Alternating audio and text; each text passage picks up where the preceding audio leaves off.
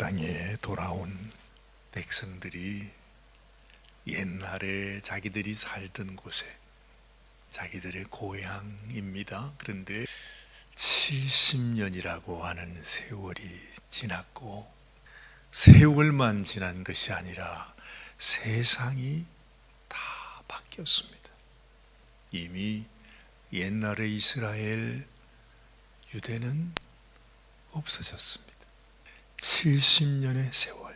그렇죠. 우리나라에도 일제 36년이 지나면서 나라도 말도 이름도 다 잃어버리지 않았어요.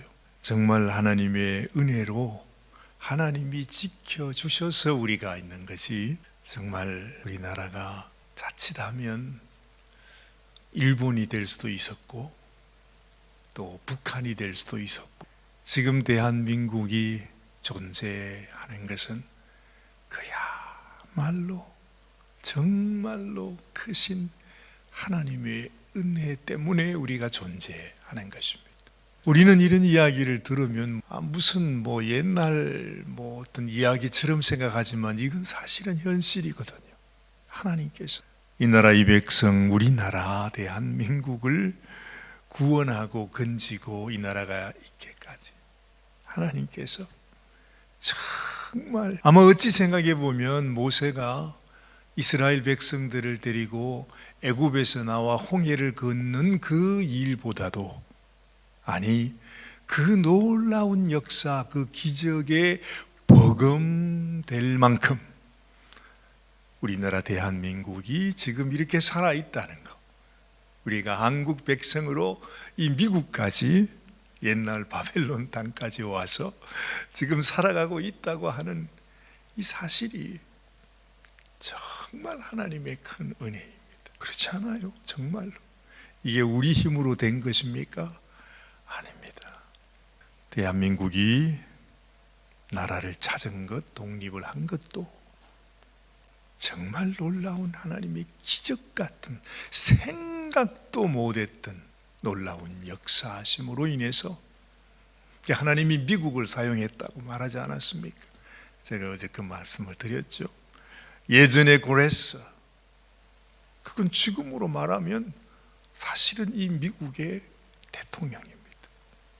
그거를 우리가 받아들이든 받아들이지 않든 그거 중요한 것이 아니고, 예전에 똑같이 하나님께서 그렇게 역사하셨다는, 그래서 고레스를 통해서, 그 바사를 통해서 포로된, 나라를 잃어버린, 어찌 보면 완전히 뿌리가 끊어져 버릴 만큼 이 땅에서 고난을 당하던 그 유대 백성들이 하나님의 은혜로 자기 땅으로 돌아가서, 이게 웬 말입니까?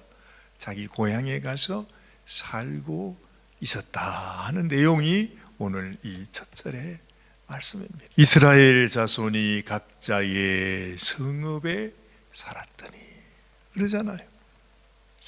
꿈인지 생신지 자기 본향으로 돌아와서 옛날 자기 조상들이 살던 곳을 찾아서 그곳에 가서 어쨌든 살고 있습니다.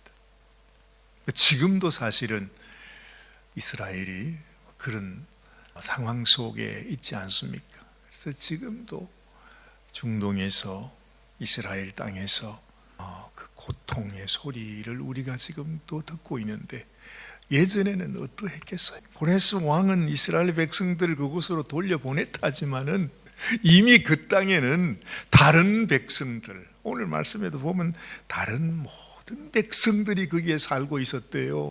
이스라엘은 없어지고 완전히 황폐해져 버렸고, 성전은 불타 다 자취도 없어져 버렸고, 그 땅에 다른 백성, 다른 민족, 다른 사람들이 이미 살고 와서 할아버지, 아버지, 손자녀 나오면서 이것이 우리 땅이라고 하고 살고 있다 이 말이죠.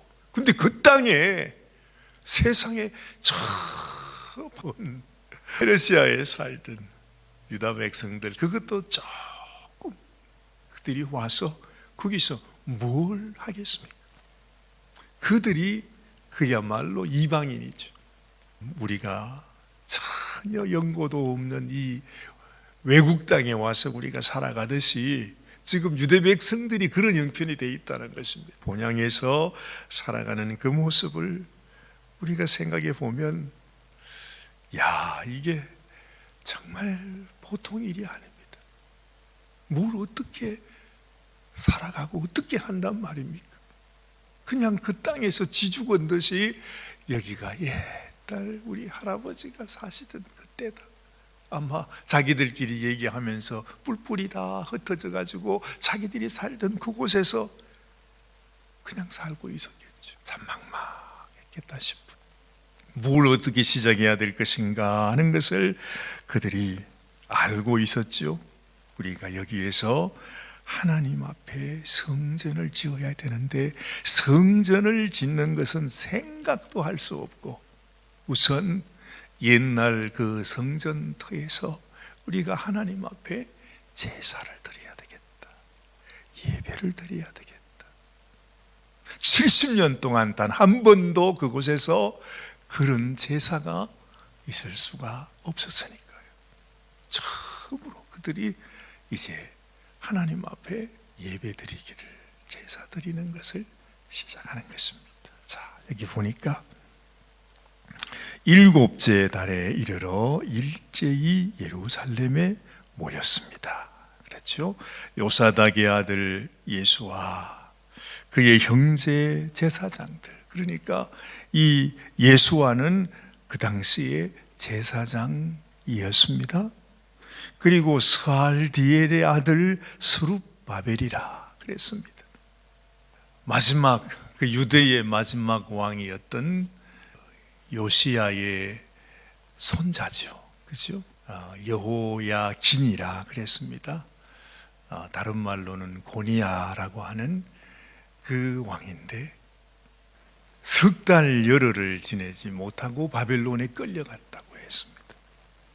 그런데 하나님의 놀라운 은혜로 바벨론에 가서 얼마 동안 있었는지는 모르지만 하여튼 수십 년 동안 그곳에 있다가 그의 그 왕권을 바벨론에서 회복해 주잖아요.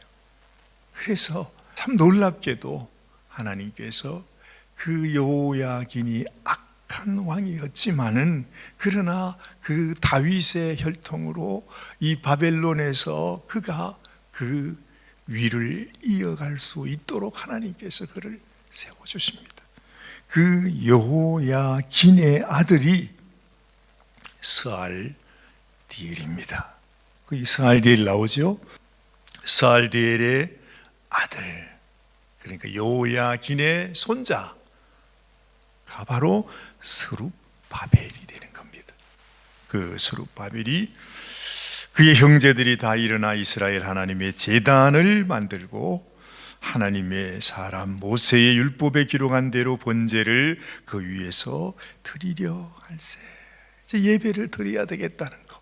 성전은 없지만은 그러나 우리가 하나님의 말씀을 따라서, 모세 율법을 따라서 우리가 여기서 하나님께 제단을 쌓자. 옛날 아브라함이 하나님 앞에 제단을 쌓는 그런 심정으로 제단을 쌓았을 것입니다. 3절 보니 무리가 모든 나라 백성을 두려워했다고 그러잖아요. 당연하겠죠. 그 주변의 모든 사람들은 다른 나라 백성들로 가득 들어차 있습니다. 그러니까 세상에 도대체 저들이 어떻게 할지 말이죠. 우리가 예배를 드리면 저들이 어떻게 반응할지, 무슨 일이 있을지 정말 모르는 일입니다. 이분들은, 이 사람들은 태어나고 생전 처음으로 지금 하나님 앞에 제사를 드리게 되는 어쨌든 그런 상황이기 때문에 그렇습니다. 그럼에도 불구하고 그러한 가운데서 제단을 그 터에 세우고 그 위에서 아침 저녁으로 여호와께 번제를 드리며 기록된 규례대로 초막절을 지켜 번제를 매일 정수대로 날마다 드렸다. 그러면서 하나님 앞에 이 제단을 회복하고 제사를 회복하고 옛날 모세의 율법을 찾아서 어떻게 제사를 드렸는지, 어느 날에 드렸는지, 어떤 절기가 있었는지, 하나하나 다시 시작하는 것입니다. 5절 6절 그 후에는 항상 드리는 번제와 초하루와 여호와의 모든 거룩한 절기의 번제와 사람이 여호와께 기쁘게 드리는 예물을 드리되 일곱째 달 초하루부터 비로소 여호와께 번제를 드렸으나 그때의 여호와의 성전 지대는 미처 놓지 못한지라. 성전은 아직까지 기초도 놓지 못했지만은 거기에서 제사를 예배를 시작하는 그 모습을 보여주는 것입니다. 드디어 이제 이 백성들이 오늘 8절 말씀 보세요.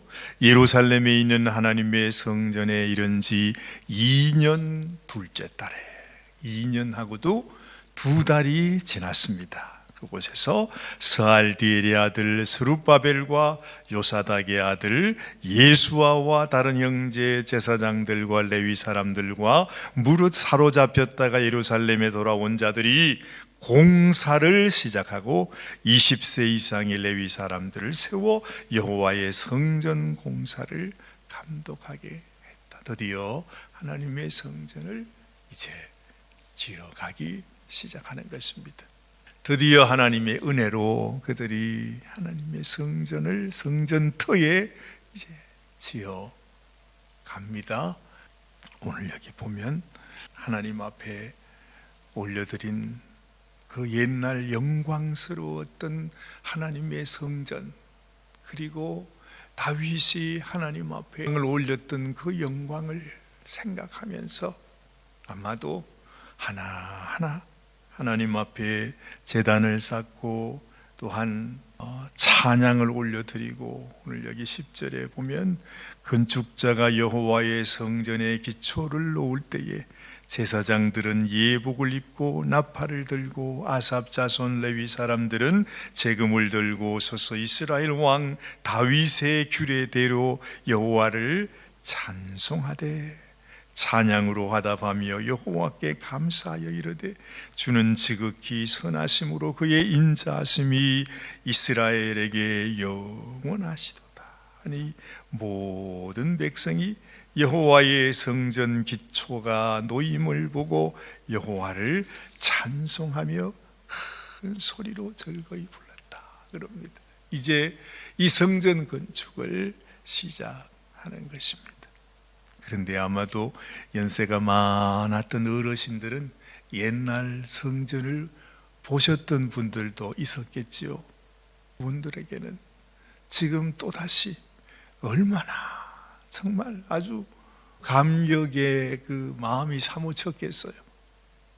우리가 그분들이라고 생각하면 70년 세월을 그렇게 포로로 잡혀가서 고생, 아마 옛날에 그 성전의 영광과 그 성전이 무너지고 그들이 고난을 당했던 그때를 생각하는, 지금 이곳에서 그 무너진 성전터에서 다시 성전의 기초를 놓아지는 모습을 보면서 한없이 통곡을 했다.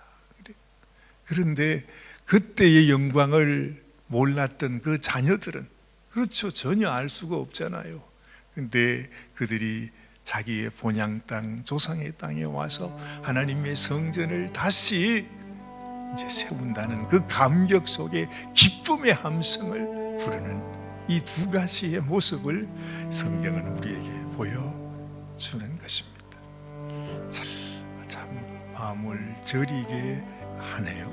그렇죠? 우리 12절, 13절 말씀, 제사장들과 레위 사람들과 나이 많은 족장들은 첫 성전을 보았으므로 이제 이 성전의 기초가 놓임을 보고 대성통곡하였으나 여러 사람은 기쁨으로 크게 함성을 지르니 백성이 크게 외치는 소리가 멀리 들리므로 즐거이 부르는 소리와 통곡하는 소리를 백성들이 분간하지 못하였더라.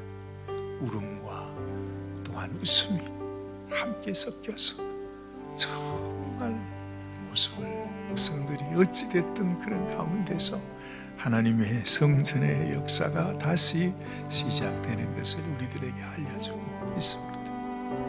항상 이 세상은, 그리고 우리 스스로도 하나님 앞에 무너지는 경험을 합니다. 이 세상 속에서, 세상의 죄악의 유혹 가운데서, 온갖 환난 가운데서, 수많은 고난 속에서 우리는 끊임없이 무너집니다. 하나님께 심판을 받을 수밖에 없는 그런 인생입니다.